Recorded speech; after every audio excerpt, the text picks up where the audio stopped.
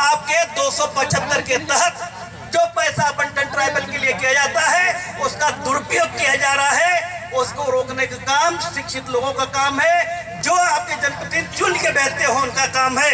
पर आगे आने वाले समय में देख लीजिए, अगर आपने सच्चा जनप्रतिनिधि नहीं चुना तो तुम लोग ऐसे ही कराते रहोगे, ऐसे कार्यक्रम करते रहोगे। उसका नतीजा हम कल चिल्ला कर निकाल सकते हैं, उसका अंजाम तक हम नहीं पहुंच पाते, क्योंकि जनप्रतिनिधि ही विधानसभा में बैठता है, जनप्रतिनिधि ही लोकसभा में बैठता है, वहाँ विधायक बनता है, वहाँ सबको विधायक बन के उसका केवल हम तो पालन करने वाले होते हैं। तो बनाने वाला महत्वपूर्ण कि पालन करने वाला महत्वपूर्ण, बनाने वाला महत्वपूर्ण। तो हमको ऐसे सोच को अंजाम देना है कि वहाँ ऐसे लोग जाए जो अपनी बात को रख सके, अपनी बात को कह सकते, विरोध कर सके, और जो आज हो रहा है उसको विरोध कर सके। मध्य प्रदेश में आपके जितने भी विधायक हैं वो सब आपकी निगरानी समिति के सदस्य हैं। आपके जो मंत्री मुख्यमंत्री है उसका अध्यक्ष है, तो क्यों भाई आदिवासियों का जो समिति है उसका मुख्यमंत्री क्यों अध्यक्ष होगा? वो तो ट्राइबल होना चाहिए। पर इसलिए है कि जिन लोगों को टिकट दिया जाता है उन लोगों को कहा जाता है अगर तुमने आवाज उठाई तो अगला टिकट तुम्हारा खत्म, अगला टिकट नहीं मिले बहुत बढ़िया नहीं रह बहुत बढ़िया दादा के एक बार तालियां जोर से हो रहा है। क्या फायदा ऐसी निगरानी समिति को समाप्त करके जितने भी हमारे छोटे छोटे ग्रुप में विकास के लिए बने हैं उनके प्रतिनिधियों को इकट्ठा करके ऐसी समिति के सदस्य बनाया जाए और उससे मॉनिटरिंग की जाए। ये तो एक 275 की बात है, ऐसे तमाम योजना है जिसको हमने देखा है, जिसको हमने समझा है कि कहाँ कहाँ गड़बड़ियाँ हो रही है। पर अकेला आदमी एक चना भाड़ नहीं जोक सकता वाली कहावत है। इसलिए ये जितने चने हैं जब तक ये नहीं हिलेंगे, ये नहीं बजेंगे, तब तक कुछ नहीं हो सकता। इसलिए आपको देखने की जरूरत है। अब किसी ने बोला था पंचायती राज का, बोला था पंचायती राज को अभी समझ लो, पेशा एक्ट को समझ लो कि पंचायती एक्ट क्या है। पंचायत राज में अब आपके 2 महीने के बाद में चुनाव होना है। जैसे कहा गया है कि ये तो उस पार्टी से लड़ रहा है, ये तो उस पार्टी लड़ रहा है, और पार्टी वाले उनको पैसा देके आपने सरपंच बना देंगे, आपके जनपद सदस्य बना देंगे और जिले के सदस्य बना देंगे। फिर उनके गुट का रहेगा तो उनके गुट का अध्यक्ष बनेगा। इसलिए हमको देखने की जरूरत है भैया। अरे देखा कुकी तो मिलेंगे जो कुकी देते हैं पहले। अब हमको देखना है कि कुकी किसको मिला के बैठ जाते। अभी बात करते हैं, अभी बेटा वो सुबह में 1 घंटा बाद बात करते हैं।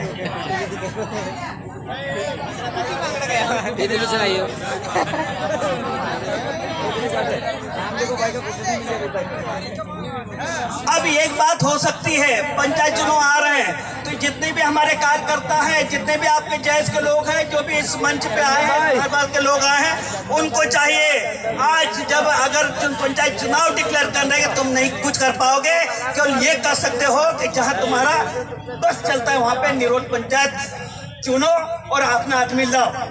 बिल्कुल बहुत बढ़िया, तालियां बजाओ। उसके लिए आप इसे प्रयास करने की आवश्यकता है कि आप अपने अपने क्षेत्र में कम से कम जितने पंचायतों में अपने लोग हैं वहाँ पे ये समन्वय बनाओ कि कैसे सरपंच निरोध आए, कौन अच्छा व्यक्ति होगा, कौन सही होगा, कौन काम का। ऐसे अगर होता है तो फिर मन मुटाव नहीं होगा और फिर आपका पंचायत का काम भी अच्छा चलेगा। ऐसे ही दूसरी जगह जाके ऐसे चुनाव होंगे तब आपके आपस में बैर नहीं होगा, आपस में मन मुटाव नहीं होगा, आपस में बेचैनता में मतभेद नहीं होगा, तब जाके हमारे समाज में समरसता आ पाएगी। नहीं तो हम में अंग्रेज जिस प्रकार से करते आए कि घर घर में लड़ाओ, वोट डालो और राज करो, तुम्हारे बीच में भी वही, हमारे बीच में भी, तुम्हारे क्या हमारे बीच में वही है कि घर में वोट डालो और राज करो। ये आज भी चल रहा, देख लिया आपने, पहले के सरकार में देख लिया, 25 विधायक खरीदे और फिर 200 करोड़ का दोबारा उपचुनाव हुआ। क्या किया? बहुत बढ़िया। वो भार तो हम पे आया कि नहीं आया? आया। टैक्स में आएगा कि नहीं आएगा? ऐसे आवाज उठना चाहिए कि दोबारा चुनाव नहीं होगा। अगर किसी ने विधानसभा से त्याग पत्र दिया तो 5 साल तक कोई चुनाव नहीं। तो कोई नहीं त्याग पत्र देगा। बिल्कुल है, बहुत बढ़िया। ऐसे होना चाहिए और समझ के होना चाहिए। और ऐसी नीति बनने से पहले हमारे समाज के लिए, हमारे आदिवासियों के लिए नीति बनती है तो उसका पहले एक बार परीक्षण होना चाहिए। 10 व्यक्ति कुमला जुमला करके नीति बनती है तो हमें खरीद रहे हैं। जिस प्रकार से आपके कृषि कानून बने हैं उन कानून के माध्यम से कृषि फार्मिंग का काम होगा। उसमें भी बड़े बड़े लोग आपके आएंगे और हमारी जमीन को लेंगे और वो जैसा कहेंगे वैसा खेती करेंगे। तो इसीलिए पंजाब हरियाणा उधर के लोग 1 साल से आंदोलन कर रहे हैं और हम लोग चुप बैठे हैं। ये लग रहा है कि फल टूटेगा, लाभ मिला तो उनको मिलेगा तो हमको भी मिलेगा।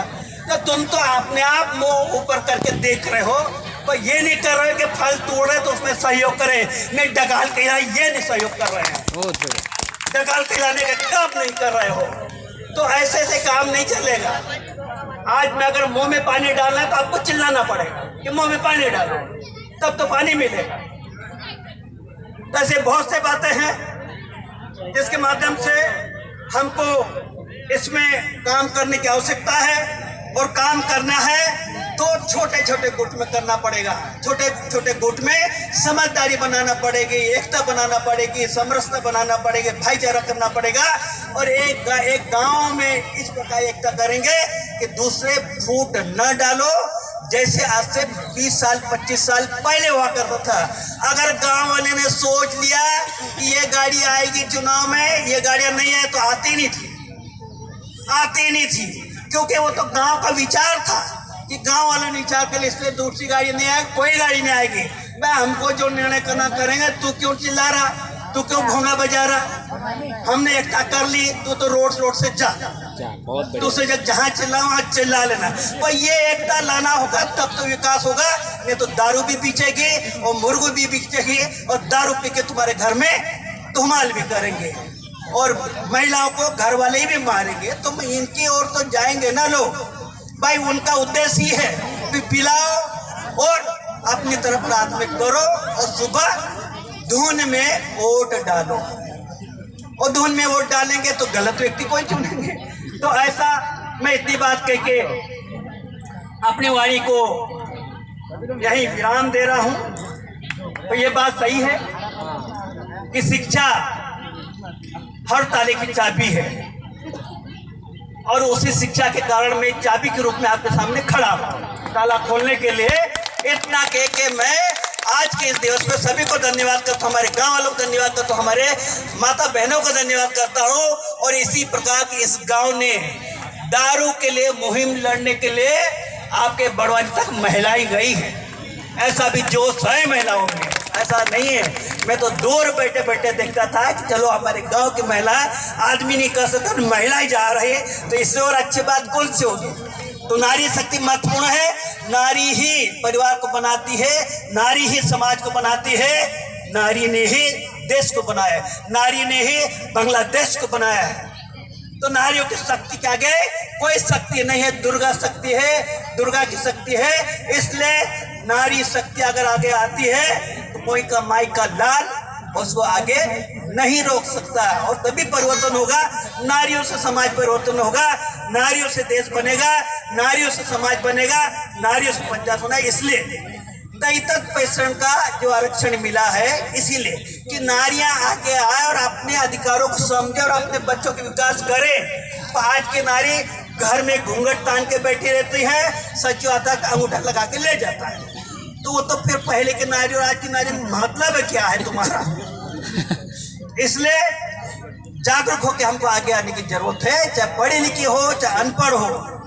अपने अधिकारों के लिए समझे, अपने परिवार को समझे, हमारे गांव को समझे, कौन सी बात अच्छी है कौन सी बुरी बात है उसको समझे, क्या सफाई की बात है उसको समझे, पानी नहीं बहाना तो उसको समझे।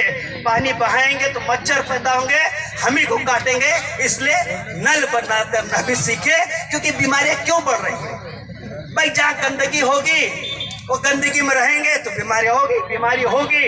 मच्छर काटेंगे, डॉक्टर पास जाओगे, डॉक्टर सुई लगाएगा, कुछ दिन सुई लगाता रहे, उसके बाद में सुई भी नहीं लग पाए और हम लोग भगवान को प्यारे हो जाते हैं। जय हिंद, जय भारत। धन्यवाद सर जी, एक बार जोरदार तालियां बजाकर इनका सम्मान करें। ये अपने आप में अपने समाज के गौरव है। पूर्व कलेक्टर